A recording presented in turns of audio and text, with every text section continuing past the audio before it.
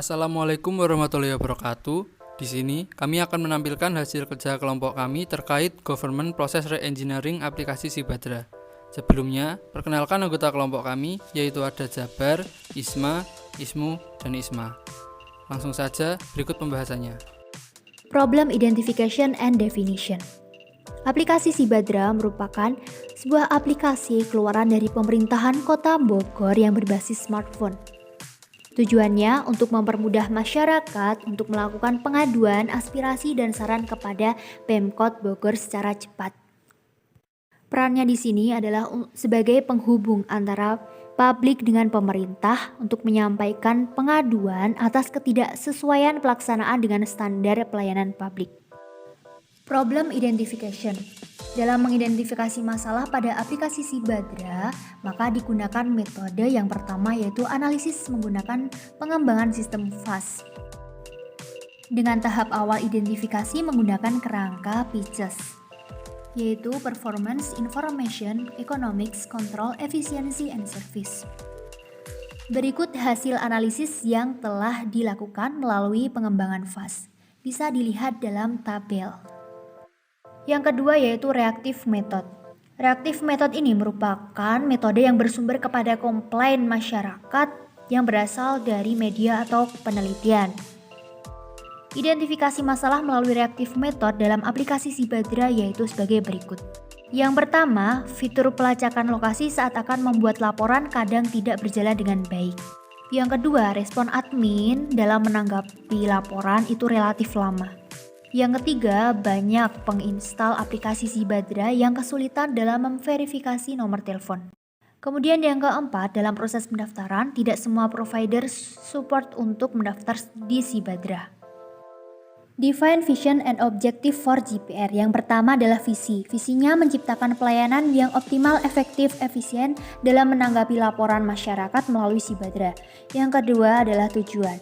Tujuan yang ditetapkan dalam proses GPR pada aplikasi ini yaitu untuk memperbaiki permasalahan Sibadra agar kekurangan yang ada di dalam aplikasi tersebut dapat diperbaiki. Berikutnya yaitu proses study and documentation. Sibadra merupakan aplikasi pelayanan pengaduan berbasis smartphone di Kota Bogor, berguna untuk pengaduan masyarakat seperti layanan umum dan permintaan layanan kegawat daruratan secara real time.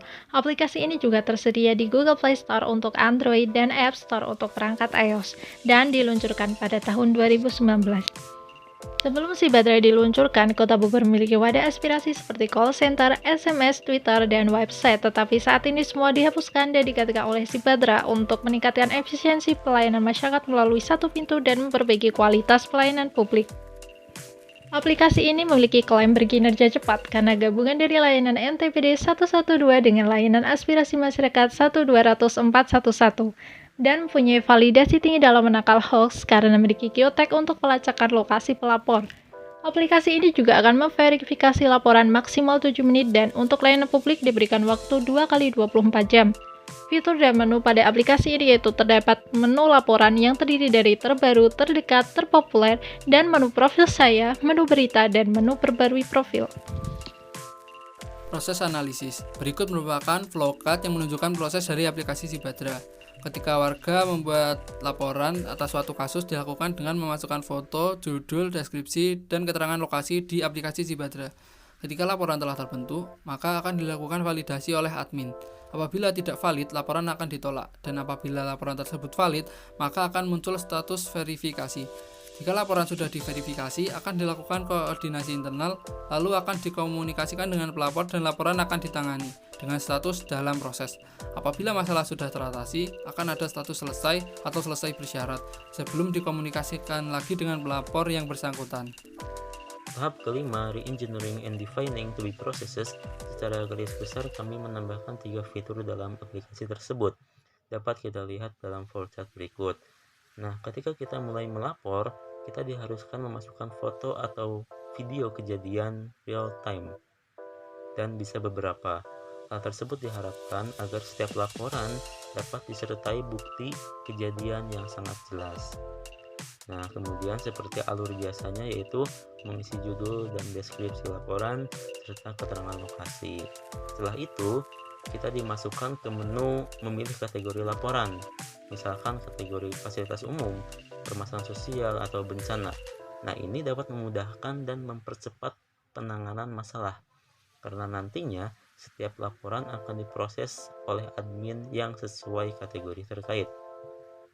Kemudian, klik lapor, maka laporan akan terbentuk disertai postingan laporan yang dapat dilihat oleh semua pengguna aplikasi Sibadra. Nah, ini laporan ini statusnya itu belum terverifikasi.